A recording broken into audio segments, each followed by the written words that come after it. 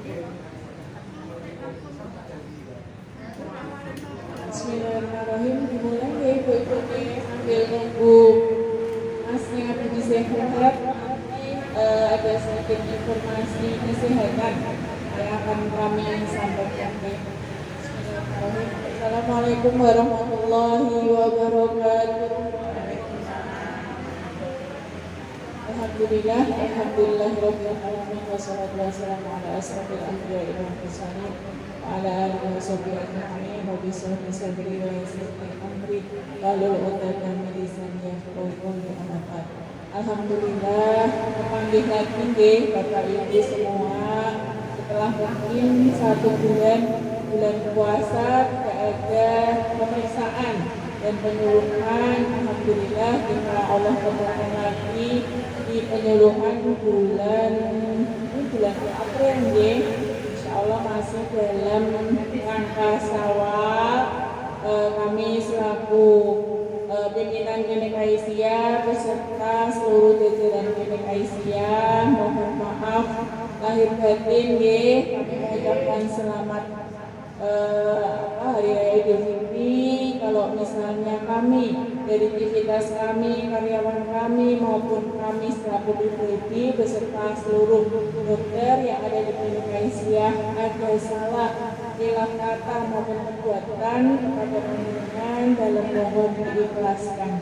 Insyaallah semoga kita selalu diberikan kesehatan, selalu diberikan kemudahan dan nanti insyaallah bertambah lagi di lebaran tahun berikutnya. Amin amin ya rabbal alamin. Seperti biasanya tiap bulan, nanti insyaallah ini bulan April, nanti bulan Juni ada pemeriksaan lengkap mohon untuk disiapkan. Bulan April ini nanti pemeriksaan gula darah dan tensi seperti biasa setiap bulan. Gitu ya, nanti ada sedikit penyuluhan dan informasi kesehatan dari kami.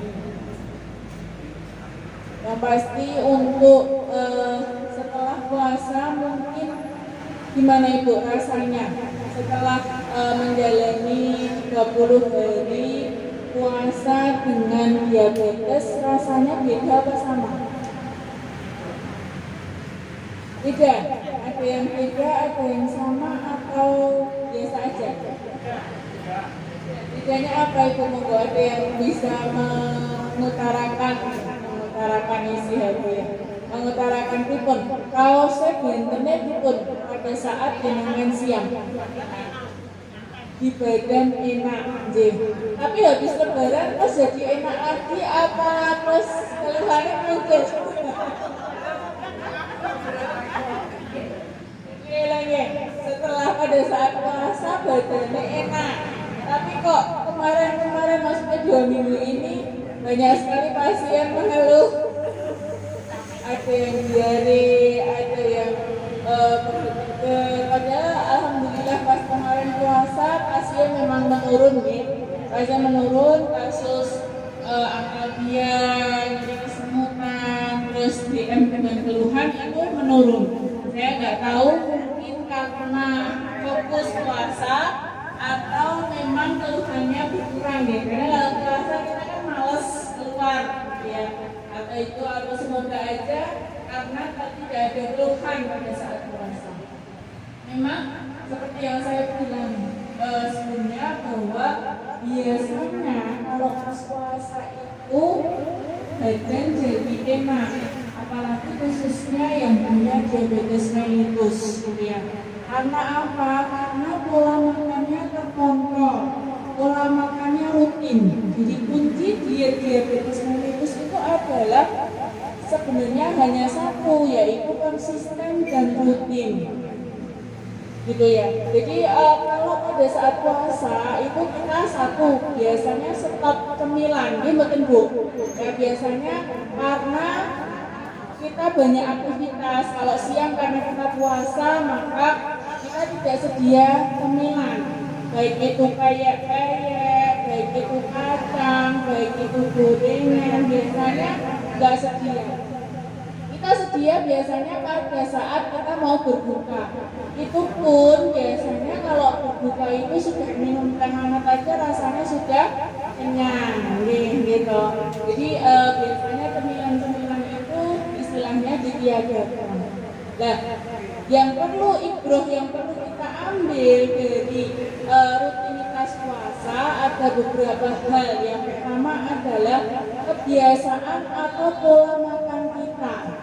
Diharapkan pola makan pada saat puasa itu kita adaptasi di pola makan kita pada saat bulan-bulan tidak puasa. Gitu ya. Jadi kita sudah berlatih nih 30 hari kita sudah berlatih.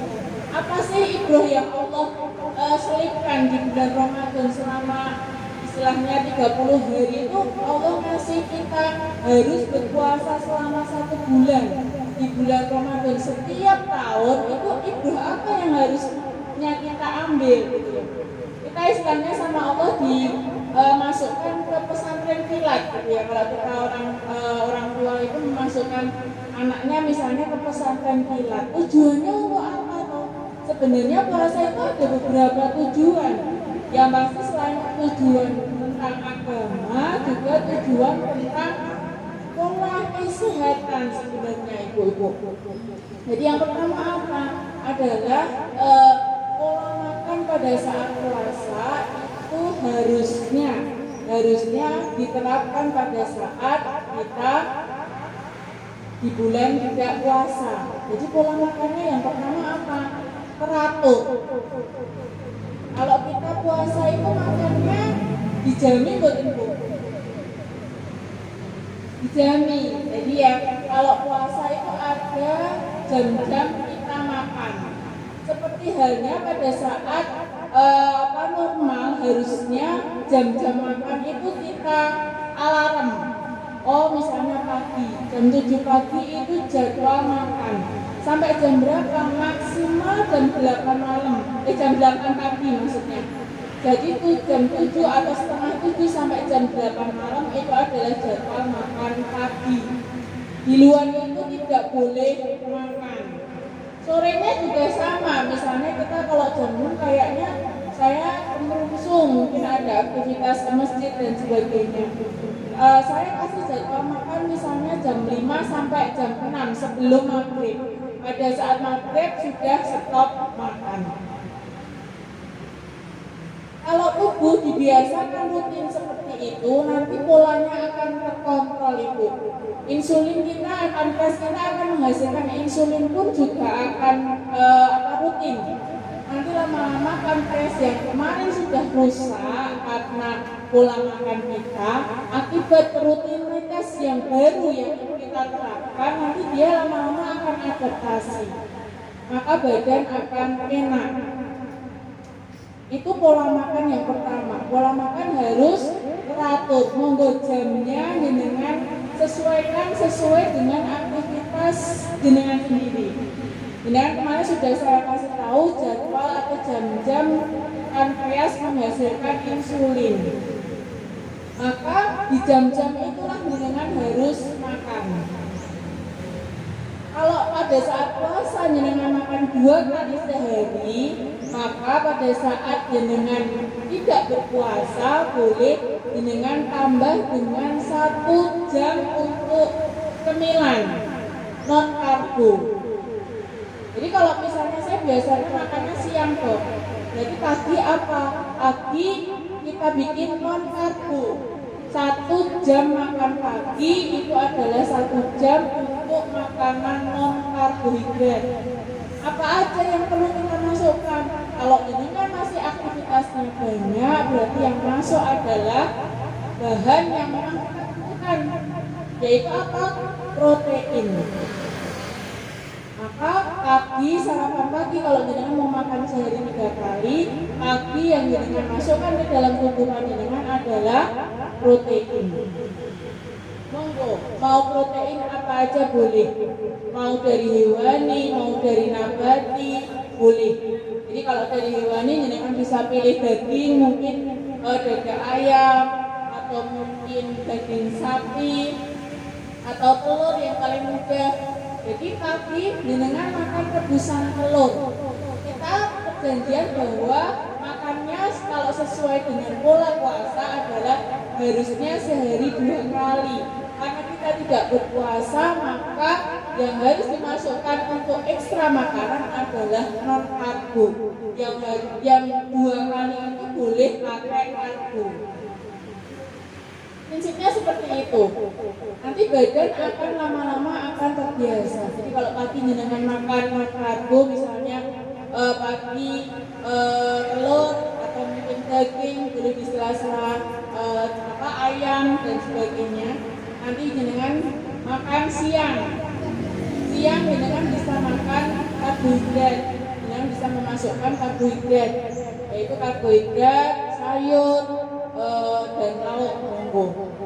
Dan sore hari karena jadwal kita makan sehari 3 kali, maka boleh sore hari dimasukkan karbohidrat seperti hanya pada saat jenengan sahur dan buka. Tapi itu untuk latihan. Jadi itu untuk awal jenengan seperti itu. Kalau bisa seperti itu dulu bagus. Lebih bagus lagi kalau memang konsepnya sama seperti berpuasa. Jadi makan benar-benar hanya full 2 kali, itu pun pagi sama sore hari tanpa cemilan.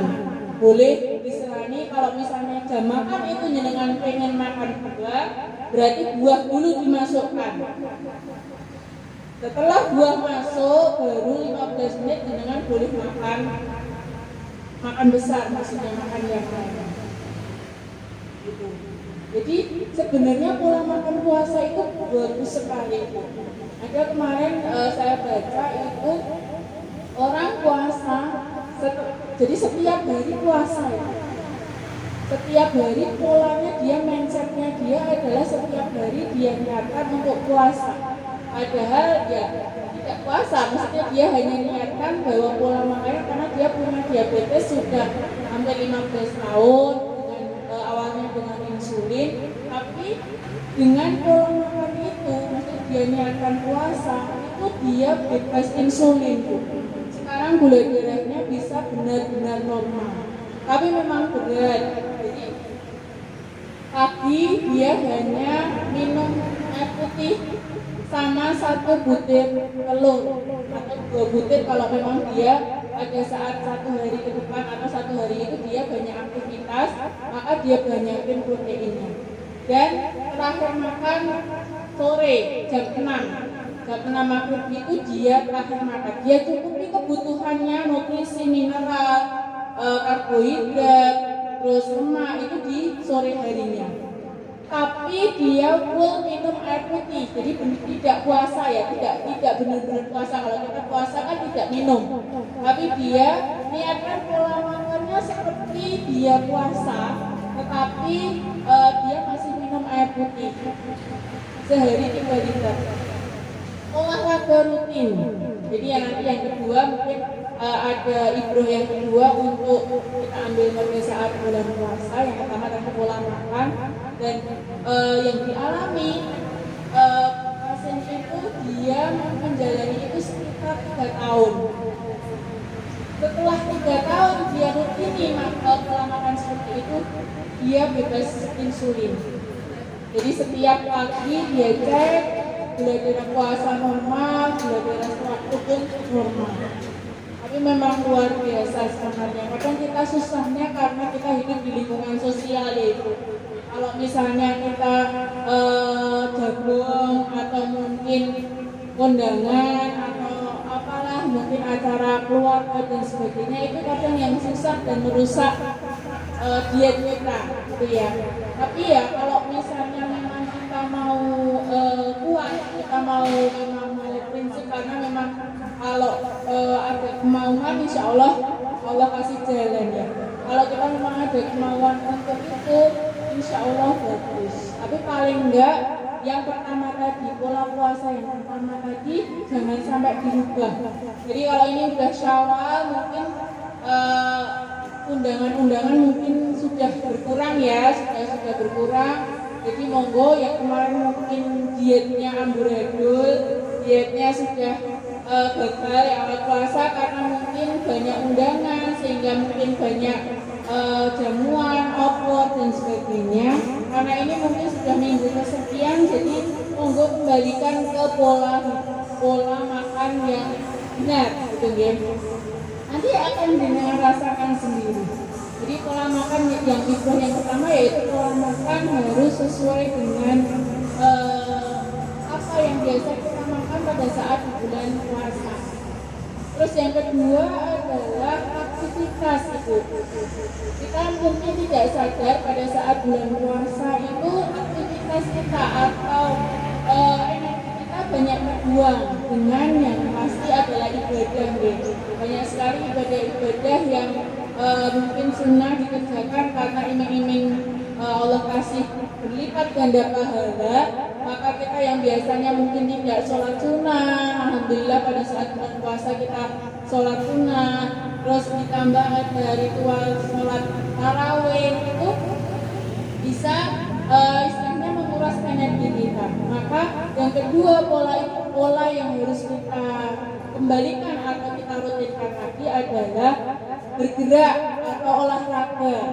Dimana pada saat puasa mungkin olahraga atau gerakan kita, kalori kita sudah dibakar pada saat melakukan ritual-ritual yaitu sholat tarawih dan sebagainya. Pada saat tidak puasa atau di bulan-bulan tidak puasa ini monggo bisa diganti dengan rutin. Kalau dulu mungkin karena pagi kita sudah bangun, mungkin istilahnya ada ritual ngaji dan sebagainya, terus hingga di sini mungkin jam segini kembali tidur ya kalau dulu pas bulan puasa.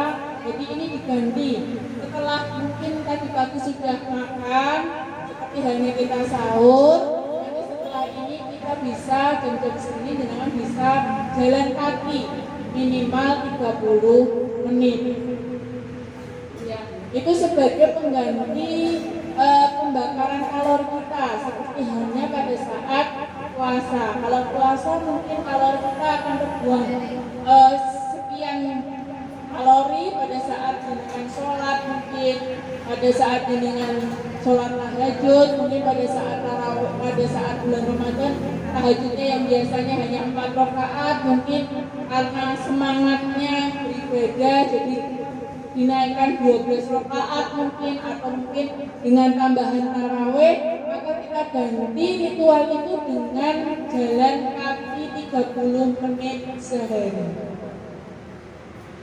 Kalau misalnya waduh repot dok, kalau pagi misalnya diganti sore monggo, itu sesuai dengan aktivitas jenengan. Mungkin kalau pagi jenengan masih repot masak dan sebagainya, mungkin jalan kakinya bisa diganti sore hari. Maka kekuatan kaki kita dirasa pada saat jenengan puasa, pada saat jenengan sholat tarawih, itu kalorinya hilang, yang kita makan itu akan terbakar dan otot-otot kita itu akan lebih kuat pada saat kita berlatih sholat, gitu ya. Jadi itu bisa kita ganti dengan kita jalan kaki paling enggak 30 menit, bisa di pagi hari atau bisa di sore hari, gitu. Jadi ritual yang pertama yaitu adalah pola makan yang harus kita adaptasi dari pola makan puasa ke pola makan dengan diadaptasikan ke bulan-bulan tidak puasa, bulan-bulan ini ya. Terus lagi kalau dilanjut dengan puasa, mungkin biasa puasa Syawal, lanjut puasa Syawal, atau bisa dilanjut dengan nanti Senin Kemis Ibu. Jadi itu bisa mengontrol. Banyak sekali pasien kami di sini atau di tempat lain itu beliau gula darahnya bisa terkontrol stabil karena dia rajin puasa Senin Kemis. Karena kan kalau puasa Senin Kemis paling enggak seminggu, dalam seminggu 2 hari itu dia sudah terkontrol. Dan biasanya kalau hari-hari di luar dia puasa itu biasanya terus jadi makannya juga hampir sama, malas makan gitu ya. Malas makan, jadi istilahnya sudah tubuh itu sudah terbiasa untuk menahan lapar, artinya gitu. Jadi dia tubuh sudah terbiasa puasa sehingga badan akan mengikuti nanti. pasti ada manfaatnya itu, pasti ada dirasa, seperti halnya dengan merasakan perbedaan pada saat di bulan Ramadan. Pasti rasanya lebih enteng, rasanya lebih enak dan lebih enak. Terus tidak ada keluhan seperti kesemutan, tidak ada keluhan seperti pegel-pegel dan sebagainya.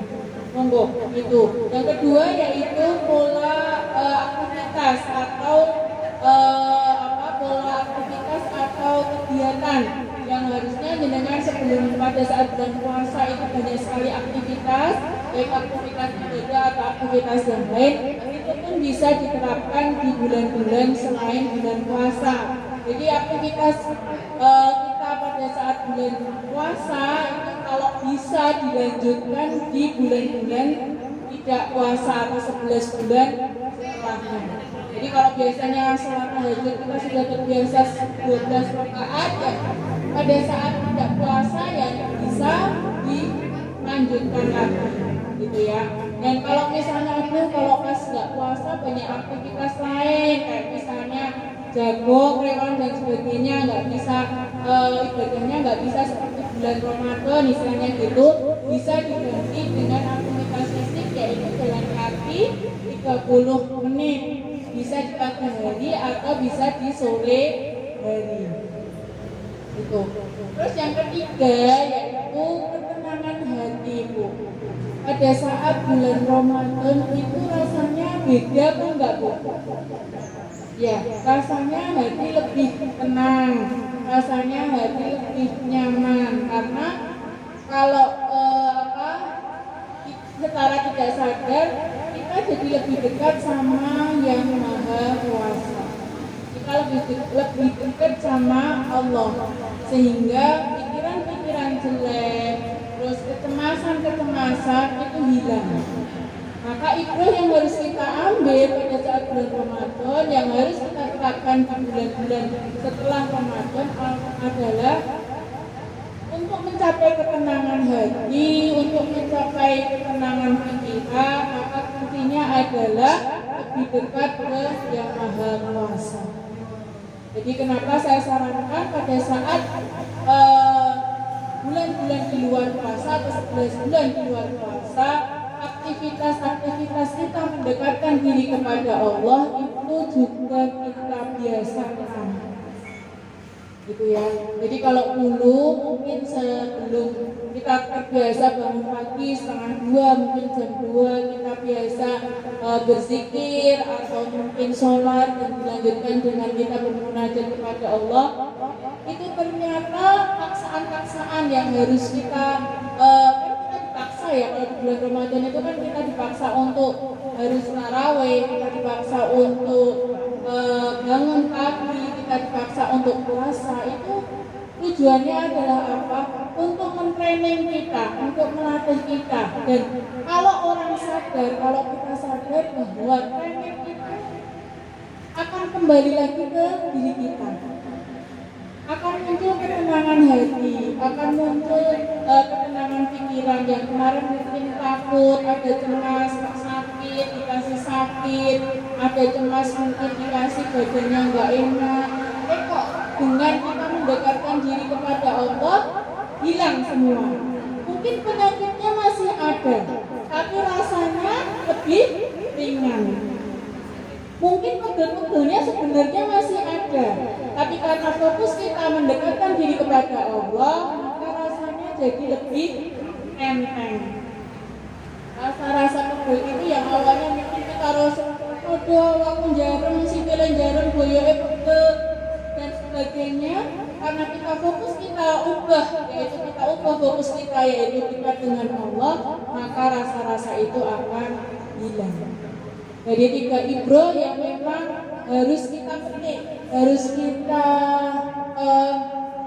yakini, yang harus kita adaptasikan di 11 bulan setelah bulan Ramadan.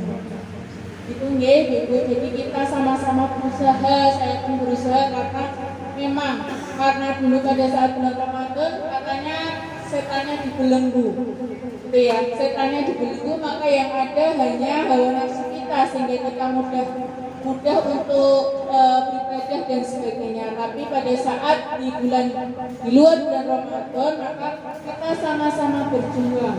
Selain kalau di bulan puasa kita berjuang melawan hawa nafsu kita, yang ini kita juga berjuang untuk melawan godaan setan dan hawa nafsu kita, sehingga apa yang sudah kita capai di bulan Ramadan, apa kebiasaan-kebiasaan yang sudah kita bisa, ya ternyata aku seperti itu, bisa ya setiap pagi bangun jam 2 dan badan juga rasanya enak, gitu tentu. Yang awalnya mungkin bangun jam 5, mungkin subuh baru bangun, ternyata bisa ya aku bangun jam 2, sholat tahajud, nanti malam baru tidur jam 10 mungkin karena sholat tarawih atau baca Al-Quran dan sebagainya. Ternyata bisa bangun jam 2 pagi masih masak, sholat dan sebagainya, baru tidur lagi jam 10, ternyata bisa. Karena Allah buktikan kepada kita, Allah sampaikan kepada kita bahwa bisa kok. Maka di bulan-bulan di luar Ramadan pasti mendengar bisa, tinggal mau apa itu. Itu nggih, itu ya. Jadi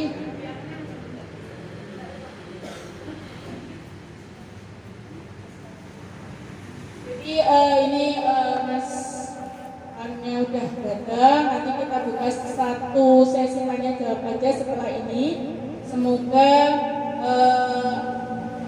1 bulan ini mungkin kita sudah melalui 1 bulan setelah puasa, mungkin sudah beda ya, maksudnya sudah kita sudah berubah dari bulan puasa. Monggo kembali lagi, kita tata lagi dari mulai pola makan, dari mulai aktivitas, dari mulai tadi ya kedekatan kita kepada Allah. Monggo sama-sama kita tata lagi. Semoga bulan-bulan berikutnya kita lebih tertata.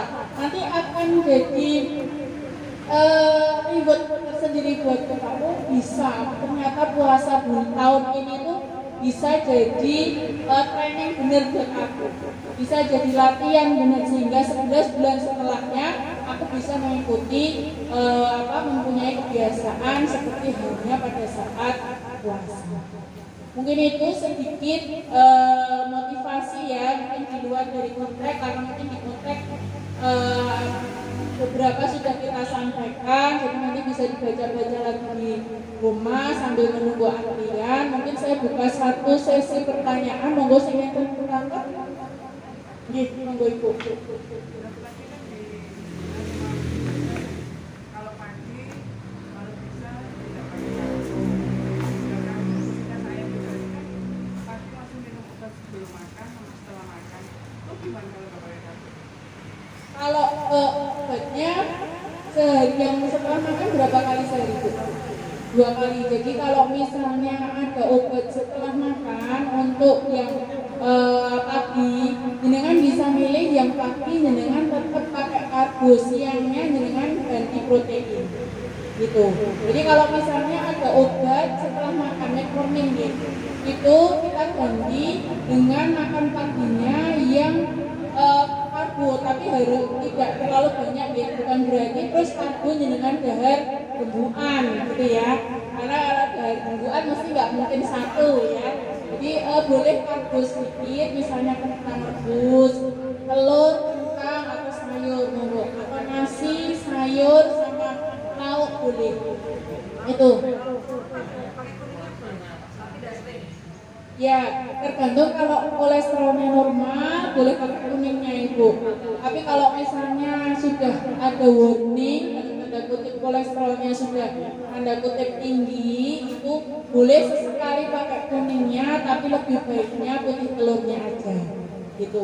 Jadi untuk seringnya enggak masalah sih. Jadi kalau misalnya 2 hari putih telur, sehari kuning, itu enggak masalah. Jadi kalau misalnya ada obat setelah makan, dipastikan yang pagi kalau bisa pakai karbo, tapi minim karbo gitu ya. Jadi boleh kentang 2 potong atau nasi di pucuk entong itu boleh. Gitu. Jadi nanti tetap bangun tidur, minum obat sebelum makan, dijeda setengah jam, setelah itu makan seperti tadi yang saya bilang. setengah jam setelah itu baru minum obat. Oke? Nonton balik? Ampun nggih, insyaallah. Insyaallah gitu, mungkin ada benarnya dari Allah Subhanahu wa taala, ada salahnya saya mohon maaf yang sebesar-besarnya. Tetap semangat Ibu. Tetap semangat, sehat, kita bukan berarti dengan punya diabetes adalah istilahnya orang yang paling terpuruk karena punya diabetes dan seperti itu, karena dibalik dengan diberikan cobaan Allah penyakit itu insya Allah ada ibroh, ada kebaikan di balik itu insya Allah, asal kita bisa mensyukuri dan meneladani. Itu nggih, kata wassalamualaikum.